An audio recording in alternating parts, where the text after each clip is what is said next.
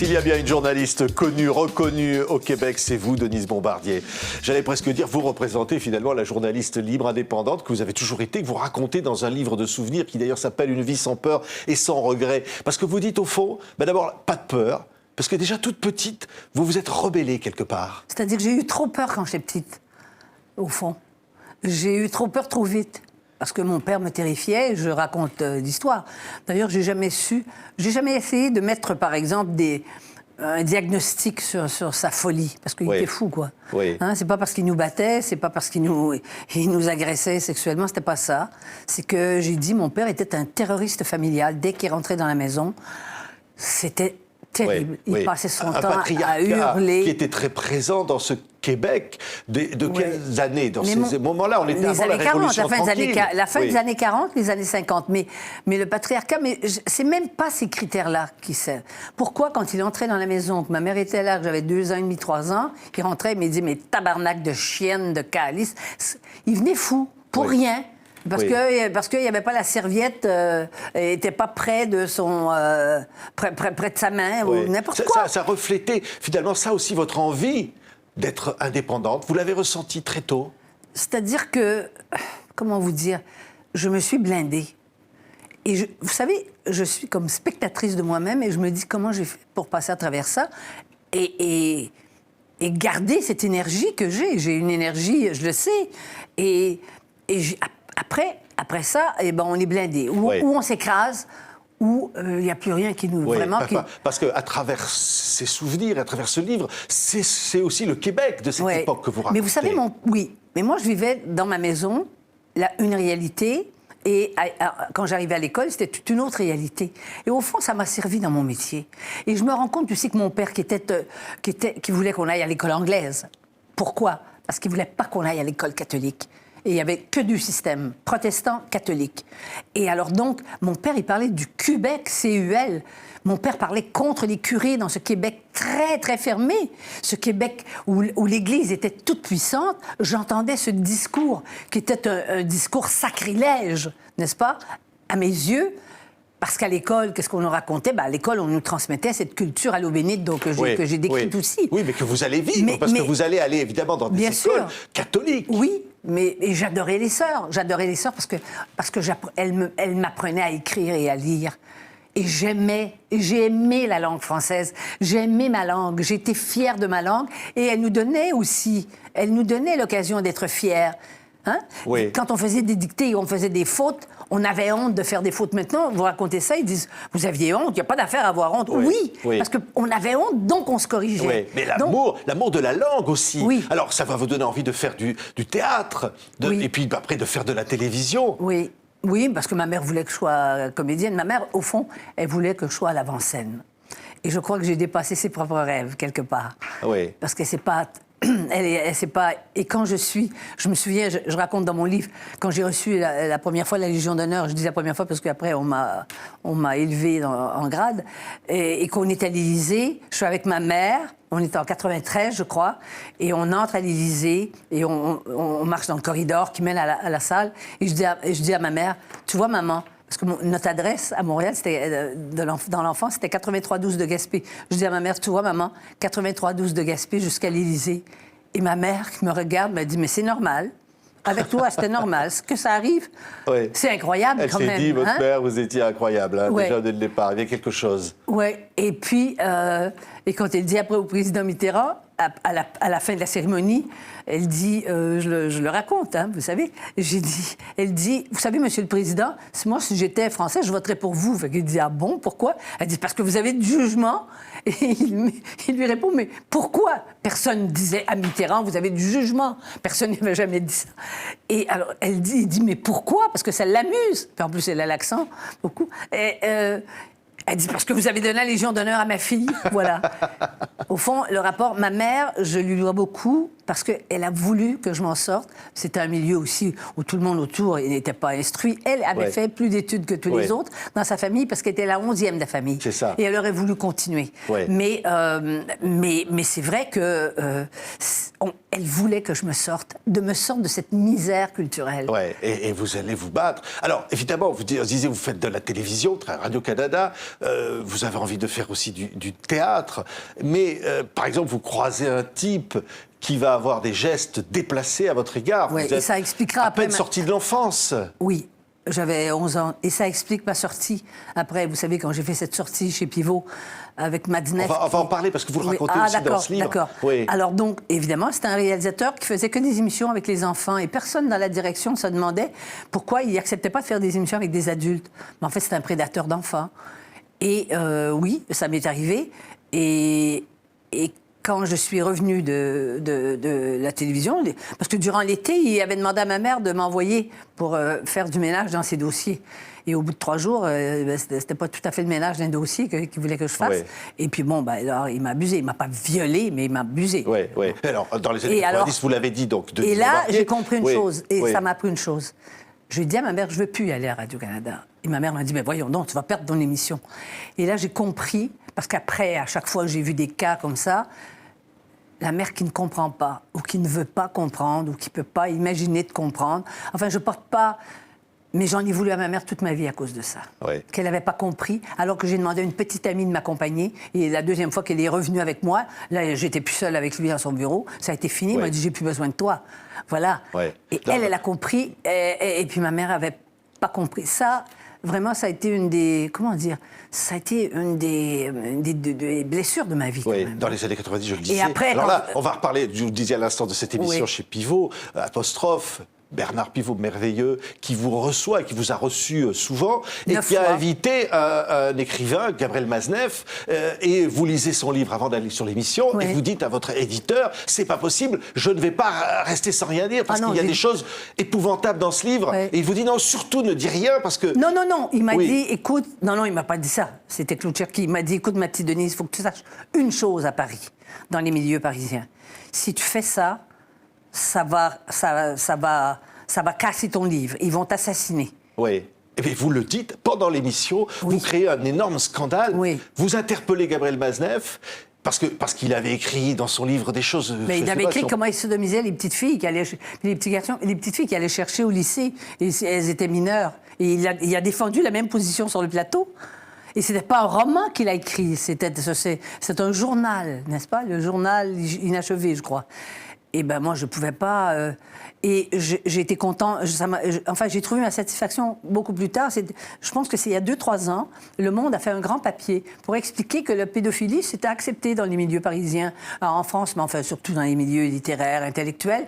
Même il y avait des gens, Simone de Beauvoir, Sartre, et puis d'autres qui avaient signé une pétition pour dire que pour l'enfant, c'est l'enfant qui voulait aller à l'adulte. Et dans le journal Le Monde, quand ils ont fait c'était toute une page du Monde, ils ont dit, et Denise Bombardier, la Canadienne, est venue, elle a fait l'Eslandre, ça a été une Eslandre ici. Et après ça, il y a quelque chose qui a changé. Et à la suite, d'ailleurs, de cette émission, j'ai été convoquée par le président Mitterrand. Alors vous le racontez.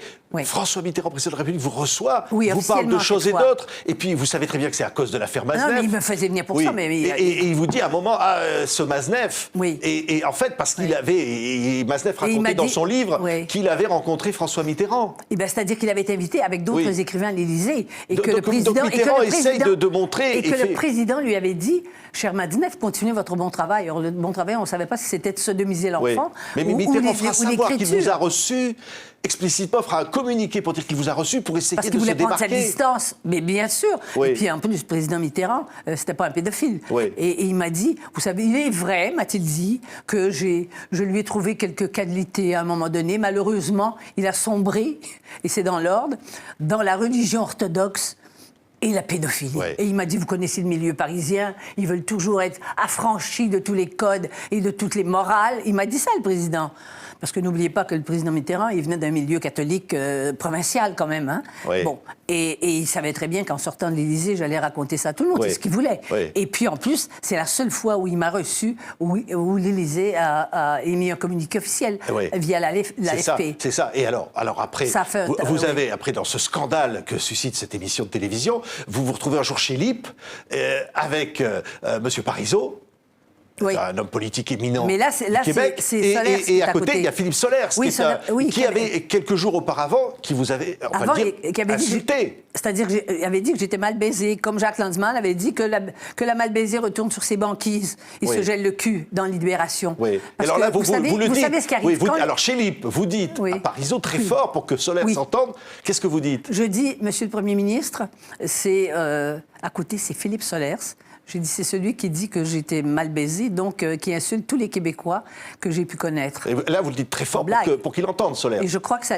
Oui. Oui. Oui, je l'ai dit, pour qu'ils comprennent, pour rire de lui. Oui. Alors, cette affaire... Mais ce que je veux vous dire sur les femmes, parce qu'après, dans ma carrière, quand j'ai interviewé Trudeau, ou j'ai interviewé tous les chefs d'État que j'ai interviewés et tout, moi, et je sais que les gens qui ne m'aimaient pas, les téléspectateurs, surtout, ce sont les hommes, ils disaient elle est agressive, c'est une mal baisée. Quand une femme a la même crédibilité qu'un homme avait, ça a un peu changé.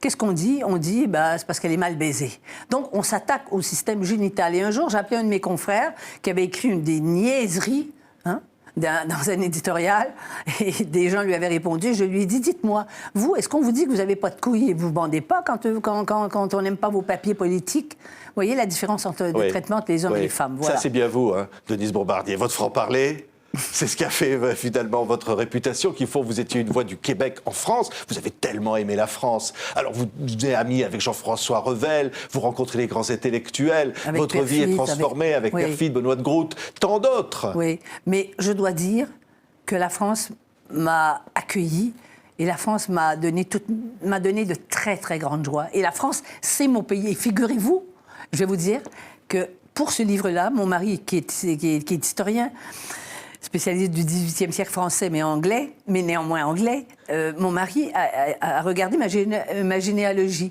Et pour la première fois, je sais que des deux côtés de ma mère comme du côté de mon père, moi, je suis une vraie de souche française. Ouais. Ça date du XVIIe siècle. Mes ancêtres sont venus au XVIIe et au XVIIIe siècle. Et d'ailleurs, d'un côté, je descends d'une fille du roi. Ouais. Et j'en suis très fière. Ouais, vous dites, vous avez été traitée de tout. Alors je cite, prétentieuse, sorcière, laide, snob, méprisante, chippie. On a tout dit sur vous. Ouais. Mais il faut pas se mettre devant l'écran et dire je suis une femme puis venir brailler devant le monde à cause de ça. Vous savez, moi, j'aurais pas nécessairement la même stratégie que certains groupes féministes. Je ne me suis jamais victimisée. Oui. Et vous savez, dans l'Évangile, on dit on prêche par l'exemple, et moi, j'ai prêché par l'exemple. J'ai littéralement pris la place des hommes, puisque j'ai été la première à faire une émission politique à la télévision. Et j'ai pas froid aux yeux, c'est vrai. En plus, j'ai un avantage qui peut m'aider, c'est que je m'appelle Bombardier. Évidemment, si je m'appelais la douceur ou la tendresse, peut-être que je ferais pas pareil. On dit la Bombardier, hein? On dit oui, Miss 4 moteurs, Madame B, B52, j'ai tout entendu. Vous n'avez jamais eu peur de dire ce que vous pensiez? Non, alors, je sais pas pourquoi, je vis en démocratie. Oui, mais alors, par exemple, dans ce livre, à l'instant, vous dites « j'aimais la France », etc. Mais moi, je vous lis, vous dites « j'ai tout aimé de la France ». D'abord, les Français eux-mêmes, malgré, alors c'est là, vous dites malgré leur arrogance, leur prétention, leur obséquiosité, leur complexe d'infériorité face aux États-Unis, leur côté anti-américain. Vous aimez la France, mais enfin, on peut dire quand même que vous leur trouvez aussi des défauts. Mais on ne peut pas véritablement aimer si on est complètement aveuglé par son propre sentiment. En dépit de tous ces défauts, qui sont des défauts français, vous êtes d'accord, particulièrement français, moi, j'aime la France et j'aime les Français. Et quand j'entends des gens dire « moi j'aime la France, mais j'aime pas les Français », mais ils ne comprennent pas que la France qu'ils aiment, elle a été faite par des Français. Oui, mais cette relation entre le Québec et la France, je disais, que vous incarnez quelque part, au fond, c'est quoi ce lien entre le Québec et la France? C'est le cœur. c'est pas la raison, c'est le cœur. Et puis, c'est l'inspiration intellectuelle. Moi, je suis de la génération qui, intellectuellement, me suis abreuvée de la tradition française. Je n'ai pas fait mes études aux États-Unis. Moi, je suis venue faire mon doctorat à Paris. Après moi, tranquillement, ça a changé. Oui. Et maintenant, de toute façon, ils font les études partout maintenant. Oui, oui. Mais au-delà, il y a l'engagement politique de Denise Bombardier. C'est qu'au fond, vous allez vous engager en politique, vous racontez dans ce livre, évidemment, vous racontez tout, vous racontez vos amours, vous racontez tout ça, mais la politique, c'est quand même quelque chose qui vous a tenu. Oui, mais je ne me suis jamais engagée, je n'ai jamais été militante, sauf au début de ma vie, au début de ma carrière. Là. Quand je suis jeune, et là, je milite pour l'indépendance du Québec, je suis à l'université. Mais dès que j'entre en politique, dès que j'entre dans le journalisme, je prends mes distances. Parce que moi, je trouve que la conception anglo-saxonne de l'époque, la distance, n'est-ce pas? On n'est pas militant quand on est journaliste. La distance critique, c'est fondamental pour moi. Et au fond, ça a été mon équilibre. Parce que par tempérament, j'aurais été trop intense, disons. Oui. Alors donc, ça me permet, à chaque fois, ça m'a permis, et après j'ai pris mes distances. Je crois que je vous ai déjà raconté un jour, personnellement, que la veille du référendum, le premier référendum en 1980, Louise Baudouin, qui a été notre déléguée générale à Paris, qui a été ministre après, qui était une des égéries de l'indépendance, la veille, j'avais terminé la dernière entrevue, c'était avec M. Lévesque, qui était le Premier ministre, donc, c'était 24 heures avant le référendum, elle m'a dit, écoute, je ne sais pas si tu vas voter oui ou non, mais si tu votes non, je ne te parlerai plus jamais. C'est le plus grand compliment que je pouvais recevoir. Ouais. J'étais restée en distance. Et je trouvais ça plus confortable intellectuellement. Et c'est pour ça aussi que je ne suis pas allée en politique. Jamais, j'ai toujours décliné. J'aurais pas pu avoir l'esprit, défendre mes confrères, des confrères qui auraient dit des bêtises. Parce qu'on était dans le même parti, j'aurais pas pu j'aurais été obligée de dire c'est très bien. Vous devez dire que c'est ce qu'ils font. Ils racontent des bêtises, vous trouvez? Vous trouvez qu'ils racontent des bêtises parce qu'ils sont dans le même parti? Écoutez, la France d'aujourd'hui me rend très, très triste. Oui. Et je vais vous raconter vous savez, quand ça a commencé, vos gilets jaunes... Jaune. Oui, choisissez bien la oui, les couleur, rouges, vous avez connu ça avant. Alors, bon, quand j'étais avec mon mari, vous savez, qui est le plus francophile des Anglais, nous étions assis devant la télé. Et quand ils ont montré à un moment donné le buste de Marianne, avec le trou, ils avaient défoncé la figure de Marianne. Dans l'Arc de Triomphe, oui. Oui. Et moi, je me suis mise à pleurer, et j'ai regardé mon mari, et anglais, plus anglais que ça, c'est pas possible. Et je l'ai regardé, puis il avait les larmes aux yeux. Il y a quelque chose de cette colère qui est une colère contre vous. Et la France, elle est malmenée. Elle n'est pas seulement malmenée par l'étranger, par tout ce qui nous arrive, la technologie. Elle est malmenée par les Français eux-mêmes. Oui. Alors, Denise Bombardier, vous appelez votre livre Une vie sans peur, je disais, et sans regret. Parce qu'au fond, on sent que vous n'êtes pas une femme à avoir des regrets. Ben, écoutez, non, parce que si j'avais eu des regrets, je braillerais, je serais dans le ressentiment, je vivrais d'une nostalgie de quelque chose qui n'a pas été. Non. Et puis en plus, j'ai tué personne, j'ai pu blesser des gens avec mon tempérament, c'est sûr, parfois, mais j'ai pas été méchante, comme on disait dans l'ancien temps, quand la méchanceté, c'est un péché. Et au fond, je sais très bien que on peut pas, si je l'ai fait, c'est bon, mais comme ça. J'ai quitté 2 fois le père de mon fils, on s'est mariés 2 fois, je m'en vante pas, je fais pas l'éloge du divorce, je sais ce que ça a des conséquences sur les enfants, mais je peux pas regretter. J'assume ce que j'ai fait. Et c'est peut-être pour ça aussi que je suis assez bien dans ma peau. Oui. Une femme libre. Oui, je suis une femme libre. Oui, effectivement. Oui, tout à fait. Merci beaucoup, Denise Bombardier. Ça s'appelle Une vie sans peur et sans regret, publié chez Plon. Ce sont vos mémoires. C'est un événement publié donc notamment au Québec, où ça fait un véritable carton. Oui. Et en France, où de ce côté-ci, on vous connaît. Hier, vous avez été un des premiers visages québécois apparus à la télévision française, et depuis qu'on n'a pas oublié. Merci beaucoup, Denise Bombardier, d'avoir été notre invitée. Merci infiniment.